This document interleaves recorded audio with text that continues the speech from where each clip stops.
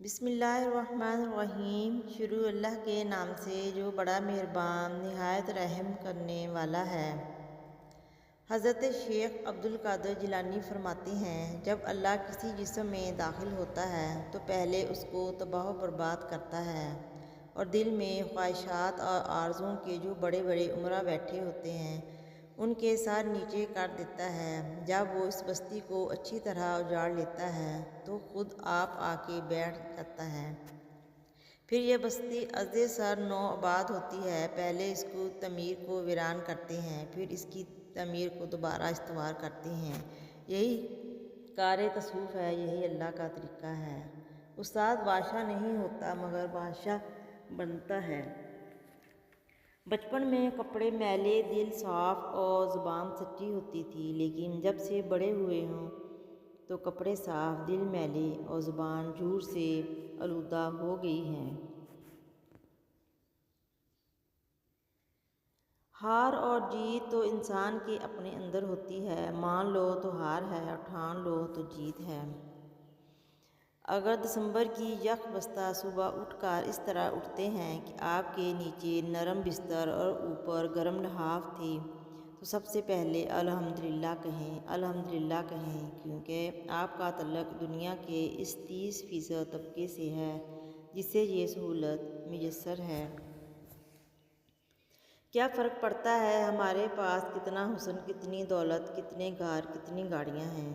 کھانی تو بس 2 روٹیاں ہیں، جینی تو بس ایک زندگی ہے۔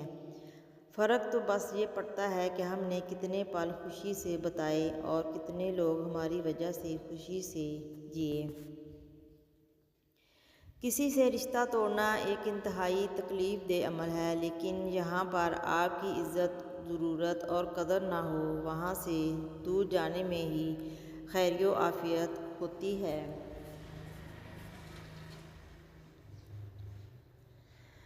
ہر چیز کو دوسرا موقع مل جاتا ہے سوائے اعتماد کے۔ اگر تم نے کسی کے اعتماد کو ٹھیس پہنچائی تو وہ کبھی بھی دوبارہ تم پر بھروسہ نہیں کرے گا۔ چلتے ہیں دبے پاؤں کوئی جاگ نہ جائے، غلامی کے اسیروں کی یہی خاص ادا ہے۔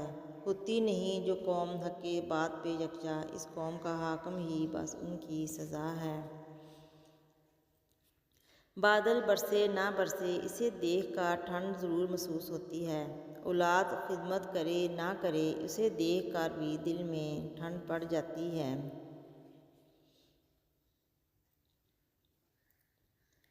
ہم زندگی میں اکثر چیزوں کی تمنا کر کے سوچتے ہیں کہ جب مجھے یہ مل جائے گا تو میں بہت خوش ہو جاؤں گا۔ غلط، خوشی ہمارے اندر ہوتی ہے۔ اگر کچھ نہ ہو کر بھی ہم خوش نہیں تو کچھ پا کر بھی ہم خوش نہیں۔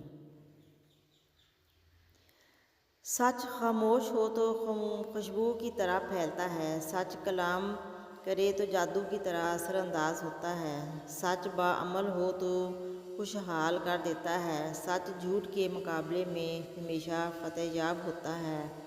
سچ کو اپنا طیب بنا لو، بیماری روحانی ہو یا جسمانی شفا یاب ہو جاؤ گے۔ الحمدللہ کہیں جب تک کہ آپ کی آخری سانس نہ آ جائے، کیونکہ یہ زندگی اللہ تعالیٰ کا ہم پر ایک احسان عظیم ہے اگر ہم اسے اللہ تعالیٰ کی مرضی کے مطابق گزار لیں۔ مسجد کے ستون پر لکھا تھا اللہ دیکھ رہا ہے، پھر بھی پنکھے، نل، جوتے وغیرہ چوری ہوتے رہے۔ انتظامیہ نے دوسرے ستون پر لکھوا دیا کیمرے کی آنکھ آپ کو دیکھ رہی ہے، کئی ماہ ہو گئے سکون ہے۔ اللہ کے دربار میں حاضر تو سبھی ہوتے ہیں مگر رستے الگ الگ ہیں۔ کچھ لوگ دکھ کے دروازے سے داخل ہوتے ہیں، کچھ صبر اور شکر کے دروازے سے۔